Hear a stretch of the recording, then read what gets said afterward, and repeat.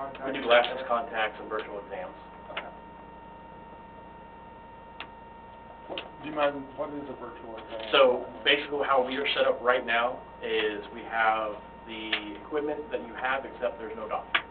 So what we'll do is we'll connect with, I have a contract with a doctor in Chicago who verifies all my paperwork. I'm a licensed optician.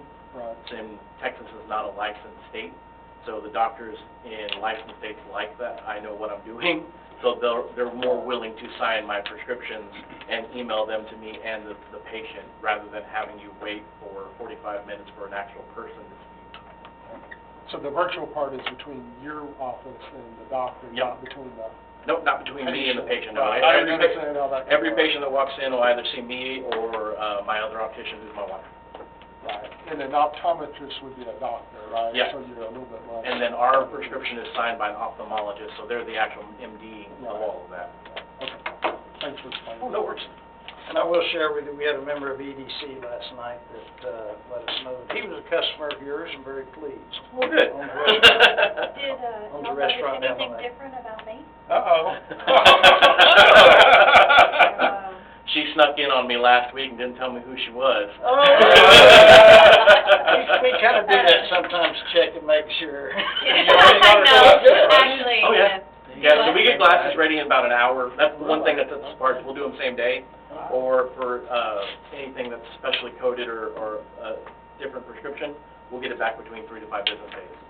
If I can get the cell phone number correct on the machine. The best, fastest service I've ever had. Oh. Yep, very knowledgeable in what he does. It was a great experience. So, Very good. and I direct Thanks for all sharing doctors, that. eye doctors, everything. But I Do you have thought, the thanks white for coat running. syndrome? Huh? Do you have the white coat syndrome? Yes, of any kind. So we're excited to have you. Really. I'm happy to be here. This was where I bought my first house here when I was 19. Oh, wow. really? Yeah, I was up on hillside. So, and 2008 happened and I had to leave. Which number on Hillside? 1720. Okay. I was right next to, I have the forest right in front of CVS. Right, right. Oh, wow, so now I see the sign part, and I see a logo I recognize there for the sign company. Okay, so what do we have going on with that? So we have been in contact since May 18th with the property manager about getting a sign out front, but they are not local and they are not very present with their property. They're kind of hard to get a hold of. They have to go from our property manager to the people in San Antonio, and then they have to get approval from somewhere in California. So we're just in the process of getting the sign approved. We're using a local sign maker who just did a resale shop. We're trying to use him because he wanted to make a sign for me when I was at Ridgemar. But again, for some reason, people don't like to talk to me. Ridgemar didn't get back to me about putting the sign up. So we're just trying to get all the particulars down of what the property manager is wanting. I think right at this point we're at a conversation of what raceway we're using. And I think we can get it approved from that. We have a 4-week lead time from the sign builder. So as soon as I can get approval from the property manager, we're going to put the down payment down and it should be up within 4 weeks of actual order. So we're looking at probably 2 more months of a temporary sign. So the request that I saw was for 30 more days, so it really needs to be more than 30. I believe it needs to be more just with how long the emails back and forth between everyone is taking. Phone calls are not productive. I can tell you I've done business with them, and getting paid is... I'm really happy with what my realtor did to get me in there, and so I'm glad that they're having a little bit of headache at least, because we did kind of get a good deal on that space. Oh, okay. Yeah, you know, the purpose of the limit really is when it's more someone putting, an existing business putting up a temporary, you know, you're in a different situation, right? You're Correct. using it because you don't have your permanent sign Correct. yet. Yeah. Oh, so I'm glad you said that, because I didn't understand why we're putting a limit on that. But yeah, so somebody doesn't stretch out keeping a temporary banner up An there because they existing don't want to business. spend the money. Right, or Okay. whatever, yeah. This is something we do for the tax office too. Let And him then- have extra time. Right, so, And then another question I had is why isn't this something that our city manager can make that decision?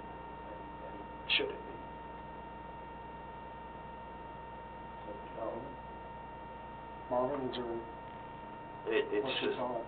you know, we're allowed to enforce the ordinance as it's written. Yeah. If it's anything other than that, it requires a council. But you can amend this section of the sign code to say that if that's what you want to do. I mean, it's a little unusual that, you know, I think it's probably a good rule for 80% of the time. Mhm. It's the other, you know, No, I understand. caveats. I'm just trying to think of how to be more business friendly. Yeah. Mr. Perez, I talked to him today, and he was more than happy to come up, wanted to introduce himself to everybody, so I'm glad he did. Sure. But it's not always that case. Sometimes we have a business where the owner may not even live in Red Groves, but we still want him to do business here, so I thought that was worth For the future. at least Yeah. considering, yes. Do y'all want me to come back with an amendment to this?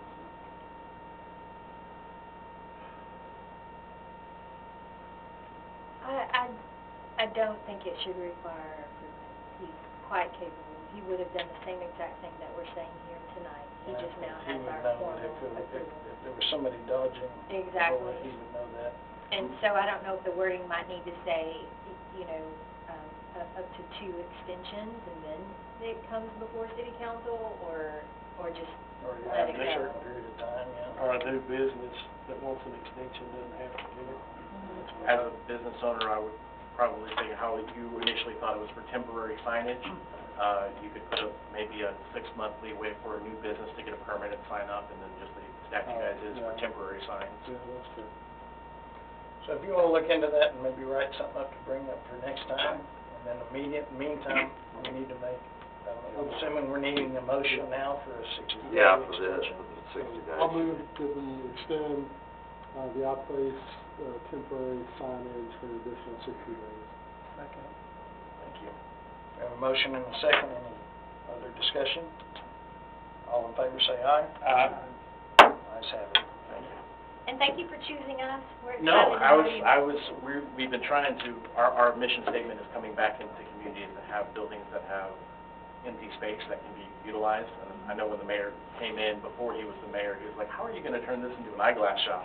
Like, give me a week. But And for yeah. those of you who haven't been in there, you should. It's a very impressive You know, space. in the, again, I'll give you a little history. In the Yeah. late 80s, early 90s, Dr. Cantu was in Sampson Park. He was really involved in the River Oaks Area Business Association. Trash, and all that. He was real involved, and then he moved further out to Lake Aurora, and he just, just wasn't around anymore. Just enough distance. Yeah, and Yeah. he just didn't, so it seemed like there really hasn't been a presence.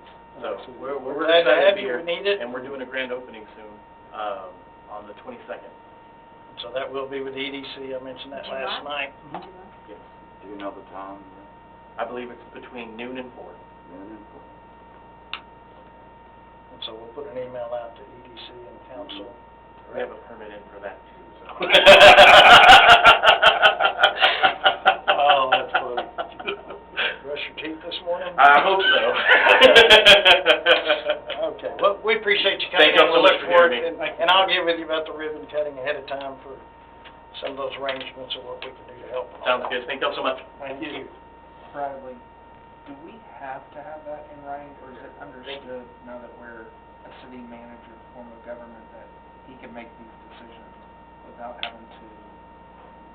No, I think, what I understand, I'd have to look back at the code, but I think Marvin's correct. If the code says you can get a permit for a sign for this amount of time, period, that's what it allows. So Marvin could have allowed him to potentially apply for another permit if the code doesn't say that's prohibited. It made him pay the fee again, all those things. So that is possibly an action he could have taken, but it wouldn't have been proper to just extend it.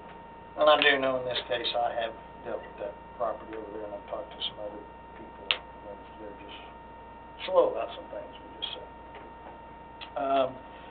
So at this point, we're gonna move to item number 10, discussion and or action on extending the April 21st, 2023 substandard building order on a property at 1909 Yale Street. It expired on June 24th, 2023. And at this time, I'm going to step out